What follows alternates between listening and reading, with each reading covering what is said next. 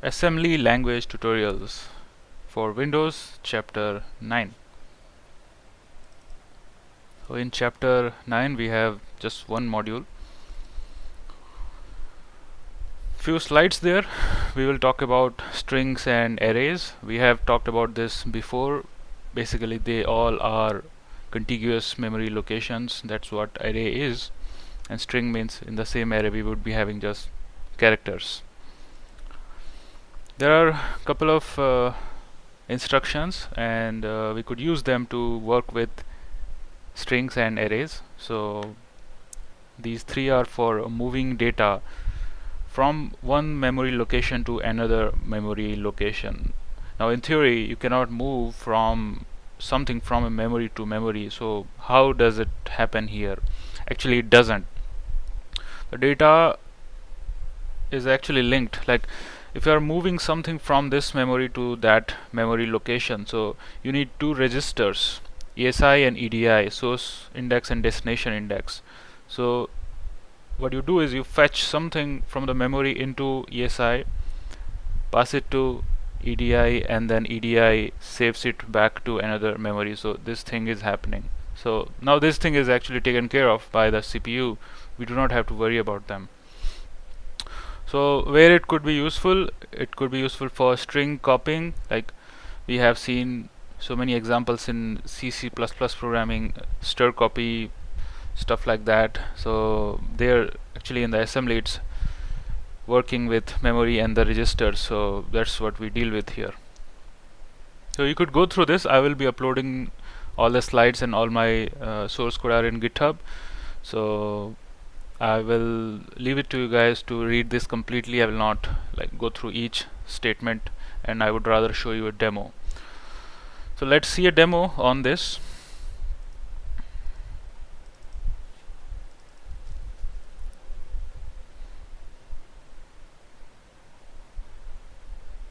All the demos are in Visual Studio, so we like it, no command lines.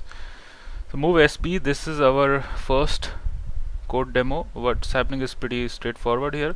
What is CLD? CLD is setting the direction flag. Like now it is copying something forward direction. So if it is, we could go reverse also, so that thing is controlled by CLD. So now we have my array.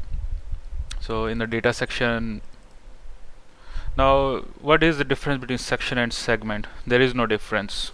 End of story. So people call it interchangeably segments and sections. They are all the same. For assembler it means heck of a same thing. My array and my array 2, so it's offset. So like I said, you have this array and then you store the offset, basically the address. Now this is happening at the assembly time. So now the assembler generates something. Now the program, we had talked about Leah before, so that's what I'm getting into here. So if you can declare something outside of a procedure, you use offset. If you want to get hold of the address of a local array, you use Leah that time. We saw that yesterday. So you use offset, you store that in ESI, and then this is your destination, so you store that in EDI. Straightforward. Now this guy over here, repeat move SB, so it's going to repeat this instruction as long as there is a condition. So we have our condition here, like three types of possibilities are there. Rep, straightforward, so unless ECX is 0, so it would do that. So how do we know the value of ECX? We just loaded it, length of my array. So we know that we have 1 2 3 4 bytes over there, and we are going to push it to my array. So I will set up a breakpoint there, rep move SB, and let's debug it.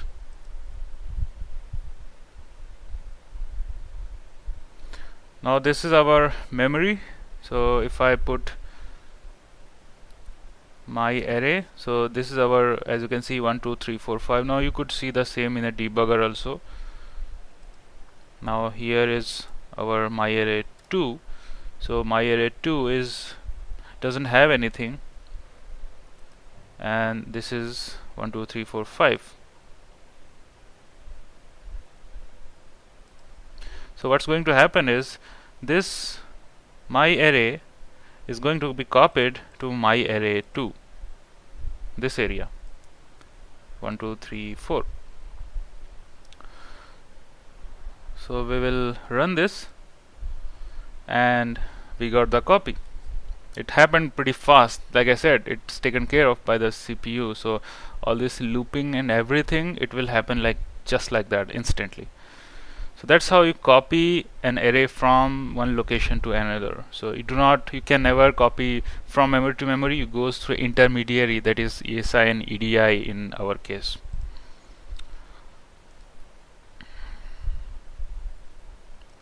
Next is compare.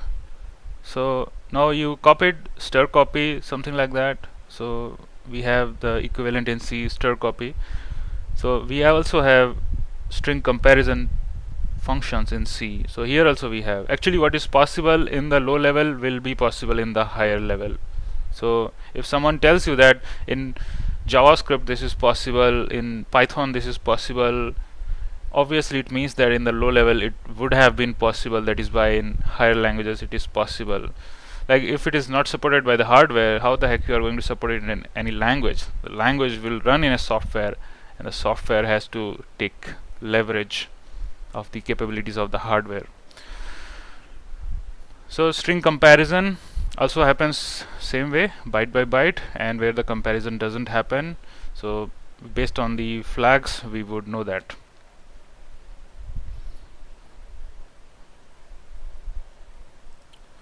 I have string comparison demo over here. So what's happening is my array, I'm storing the length in ECX, our loop counter, and this is our source index, so I'm storing it there.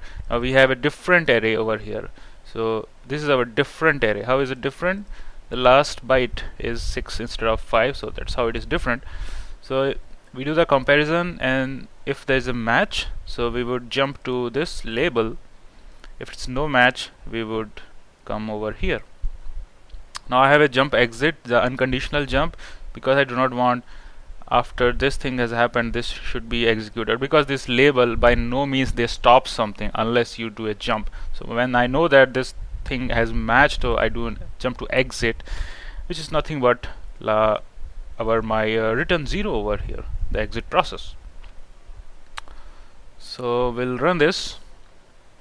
Now this is different, so we will see n getting stored into EAX.